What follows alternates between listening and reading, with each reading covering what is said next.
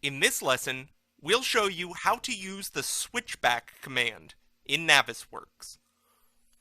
Switchback is a very useful tool that allows you to select an object in Navisworks and then have it direct you back to the location of that object in the native file. For our purposes, we're going to show you how to run a switchback from an object in Navisworks to that object in the original Revit file.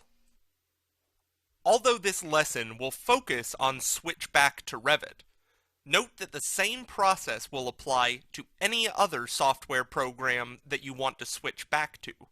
If the original file was created in, say, AutoCAD or Inventor, using Switchback will take you back to that file in that original program. So, the first thing you need to do is left-click on the item that you want to switch back to. In this case, we'll go with this beam. You then right-click on the object and click on the Switchback option that appears in the menu. After you press that, it will open up the original file in Revit and highlight the object that you opted to switch back to. Note, though, that Switchback is not available by default.